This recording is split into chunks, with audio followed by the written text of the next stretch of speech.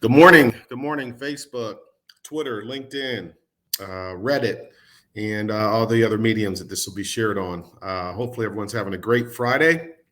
It's a happy follow-up Friday, and Carlos will be online, but probably not be joining us. He has a photo booth event going on with a bunch of kids, so he's doing some great follow-up in the community right now. So.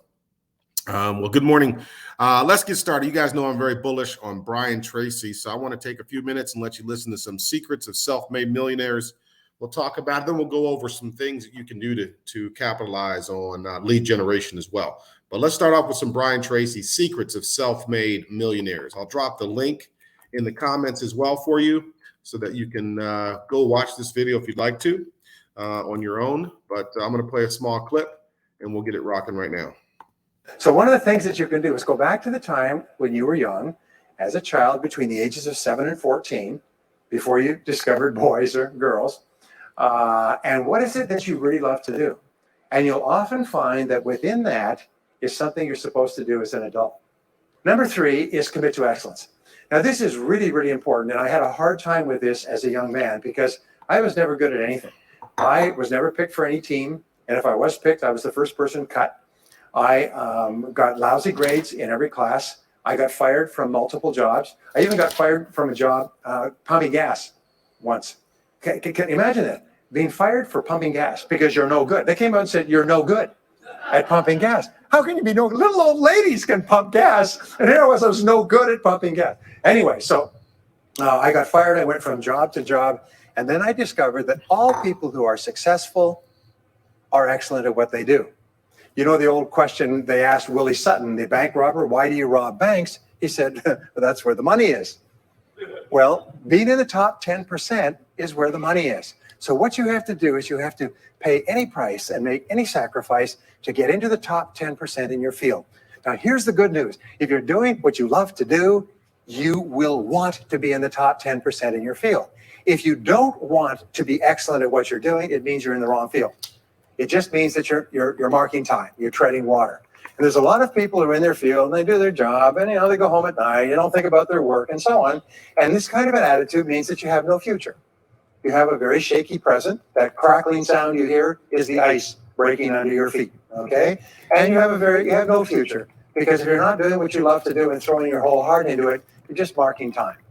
But everybody is designed so that there is something that you love to do that you can do well. And the fact that you love it means that you probably have the ability to excel at it.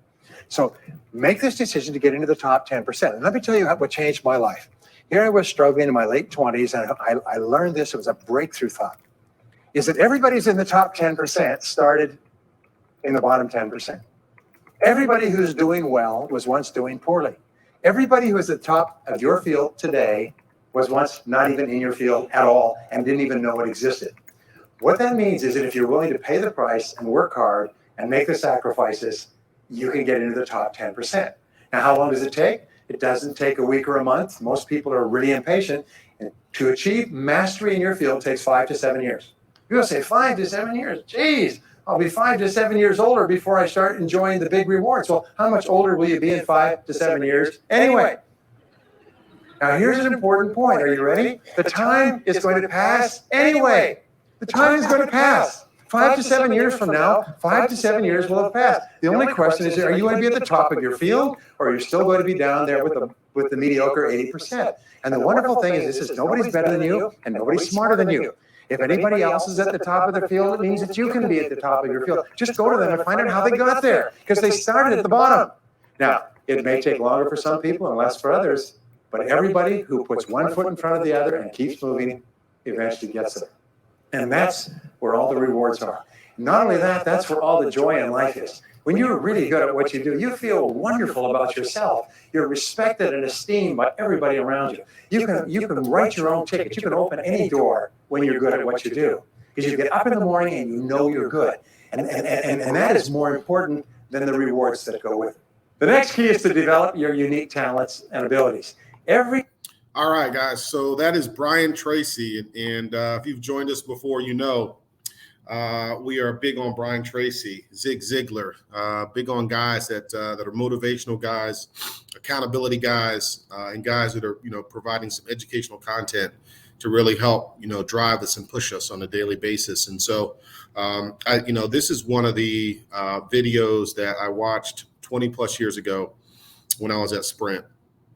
And it was actually an article that one of my first managers, when I got into the supervision route, shared with us. And, it just motivated me a lot because it provided some secrets, right? Secrets of success. This is a Secrets of Self-Made Millionaires, but the actual article was Secrets of Success. And it spelled out success as a mnemonic, right? Self-made millionaires, success, right? And so, one of the things that I think contributed significantly for, my rise in the corporate world and just my accountability with being successful was Brian Tracy in this article, and one of the things he talks about, what we just heard right there, was committing to excellence, and I dropped some notes in the comments, but, he talked about how it takes, a commitment, right? If you're going to commit to excellence, we have to be willing to pay a price. We have to be willing to do whatever it takes, make some sacrifices, and that it takes 5 to 7 years in order to, master our field.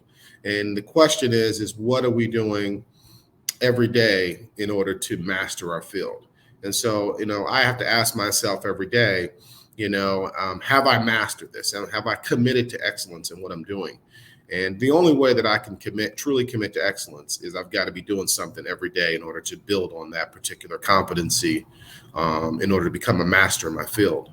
And that's important, right? Education is important. Knowledge is important. Gaining additional knowledge is important.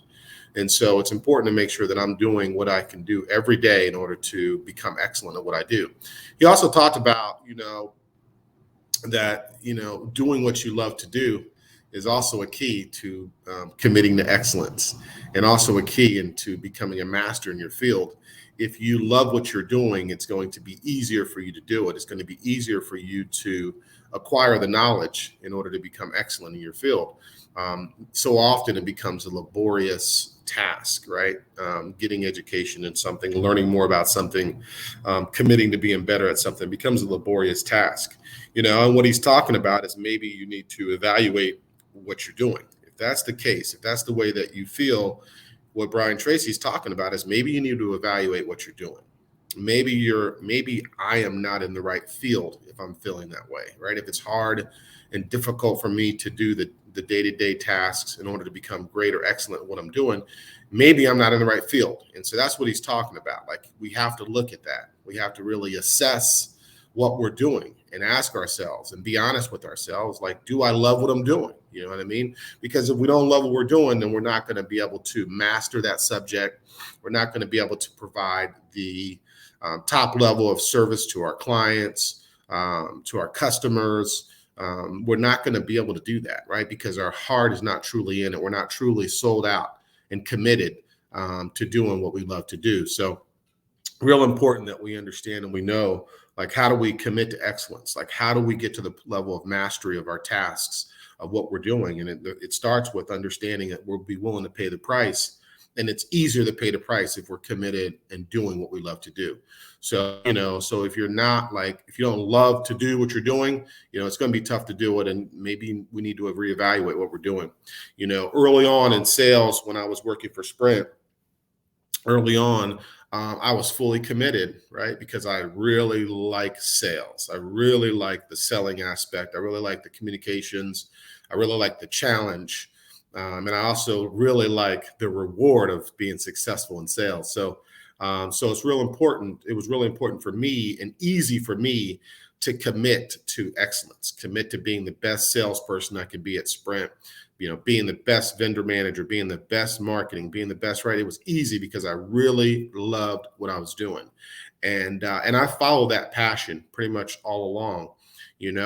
There's been jobs that I've quit because I didn't love it, right? And I couldn't give it my all and do exactly what I wanted to do. So I had to quit and go find something else. And so, my lesson in this particular area is true, right? It goes back 20 some years ago at Sprint when I first ran across this message, right? The secrets of self-made millionaires. So lesson number 3, which is committing to excellence, which is doing what you love to do. Absolutely so much easier to do something when I love to do it. So I just wanted to kind of share this clip with you today. I love Brian Tracy. It's something that, that has inspired and propelled, I think, my career over the course of the years. And so I constantly go back and listen to him on a regular basis. I follow up and listen to him on a regular basis and then take into action the same lessons that he's teaching today as I did 20 and 30 years ago when I first ran across this message. Follow up, right? The key is follow up. And, just 5 quick tips for you to help propel your lead generation, because that's what we talk about here on Follow Up Friday, is how to get your lead generation going, how to inspire your follow-up to get some leads going. The first is to post on social media, and then also respond to those posts, right? So real simple, post, and then make sure you're responding. Leon Soraya from Soraya Marketing always talks about the fact that anybody who posts, who responds to your post, is a potential client, a potential prospect, right? A potential lead. So, so if you post on a regular, consistent basis, respond to the post, because you never know if those people are going to end up needing your services. And so that interaction, that response, that follow-up to those comments that people leave, very important. So respond to posts. Craigslist, Craigslist is still a great venue to find leads, find services, provide your service on Craigslist. So Craigslist, which is free. Coffee shops. Everybody who knows me knows that I love to visit coffee shops. So, visit a coffee shop. In a coffee shop, most often there's going to be cards. There's going to be business cards, right? Most often there will be business cards. So, take a business card, 2 or 3, and leave some business cards as well, right? So take a business card, 2 or 3, and leave them as well. So visit a coffee shop. Any coffee shop you go to, there is great prospects